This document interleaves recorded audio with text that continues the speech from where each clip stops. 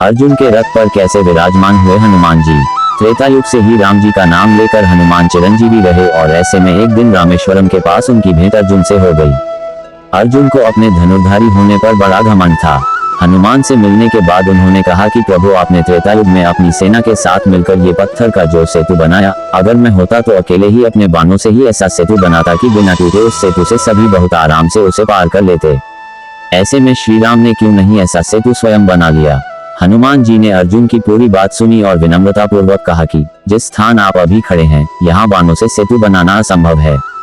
ऐसा सेतु मेरी सेना का वजन क्या, मेरा ही वजन नहीं संभाल पाती। इस पर अर्जुन ने हनुमान जी को चुनौती दी कि अगर उन्होंने बाणों से ऐसा सेतु बना दिया जिसमें हनुमान जी 3 कदम चल पाए तो फिर हनुमान जी को अग्नि में प्रवेश करना होगा, और अगर हनुमान जी के चलने से पुल टूट गया तो फिर अर्जुन अग्नि में प्रवेश कर जाएंगे। हनुमान जी ने अर्जुन की चुनौती स्वीकार कर ली। इसके बाद अर्जुन ने उनके सामने ही एक सरोवर में बाणों का सेतु बनाकर तैयार कर दिया।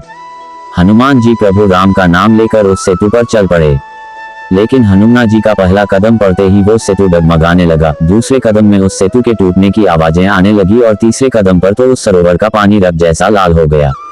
लेकिन अर्जुन के कहेनुसार हनुमान जी सेतु पर 3 कदम चल चुके थे और अब उनके अग्नि में प्रवेश करने का समय आ गया था। जैसे ही वो अग्नि में प्रवेश करने वाले थे वैसे ही वहां पर श्री कृष्ण अवतरित हुए। उन्होंने हनुमान जी को रोका और उन्हें समझाया कि दरअसल ये सेतु तो पहले कदम में ही टूट जाता, लेकिन मैं कछुए का रूप लेकर इस सेतु के नीचे लेटा हुआ था। 2 कदमों के बाद तो ये सेतु टूट गया था और हनुमान जी का तीसरा कदम असल में श्री कृष्ण के ऊपर पड़ा था, इसलिए सरोवर का पानी उनके रक्त से लाल हो गया।